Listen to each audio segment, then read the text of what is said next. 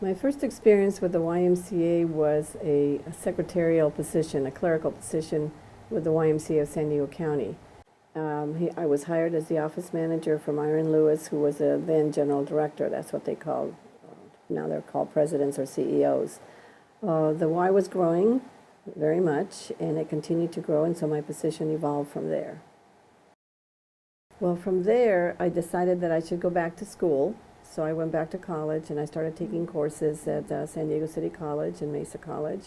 Then I went on to San Diego State and National University, and I had some great mentors that continued to encourage me to move on and move up. I had 4 children, so then I really realized that I really needed to do more than be an office manager. So I received my bachelor's from National University, and then I continued with Springfield College. So I received my master's from Springfield College, and I'm very proud of that. And I was also one of the commencement speakers at the graduation at Springfield, so I'm very proud of my achievement.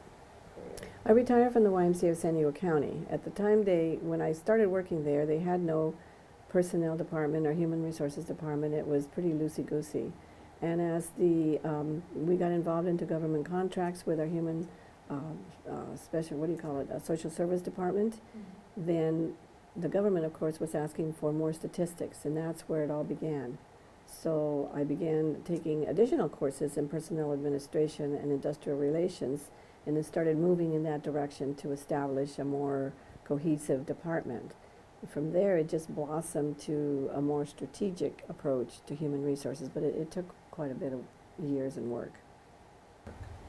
There were many issues. There was, of course, the government requirements, like keeping track, the EEO1 reports of our staffing, the composition of our staffing.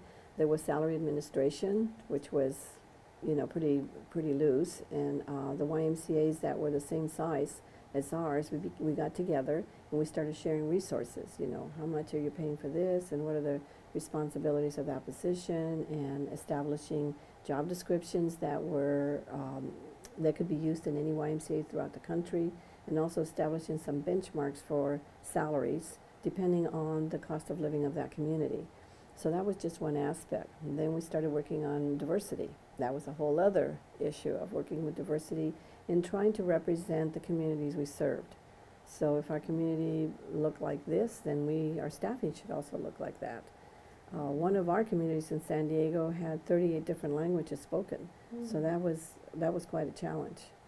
Those were some of the main things. Then we got into a more strategic approach of developing resources and developing programs of how to staff the future and how to lead our YMCA's forward in human resources.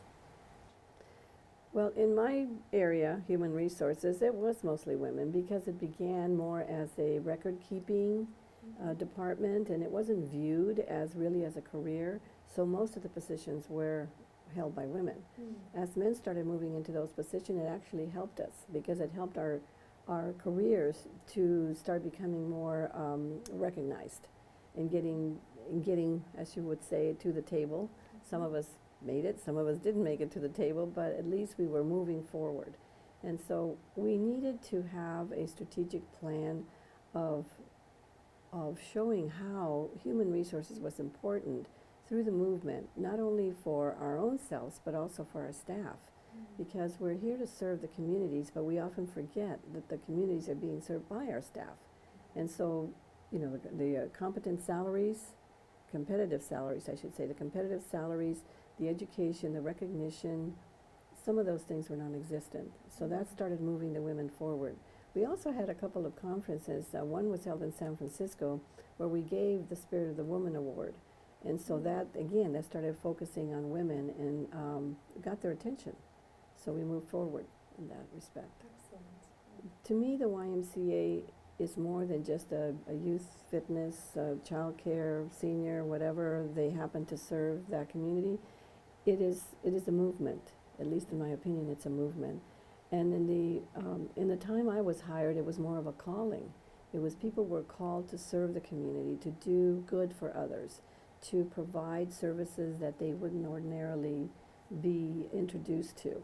at an affordable cost. One of the things that I'm really proud of is that as we came together, there were 5 of us that came together to establish the HRO group, the Human Resource Officers group in the urban setting, the 30 largest Y. And I think my proudest thing there, or the thing that I want to bring out, is that we were there also to serve one another. And we were the 30 largest Y. We were learning as we went. We were inventing.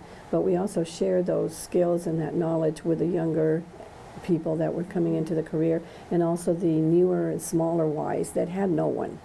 And so when we did a workshop, I mean, they had their yellow pad and they were taking notes like crazy. And that was the most fulfilling part of my career, was sharing the knowledge and teaching and helping the younger and smaller Ys.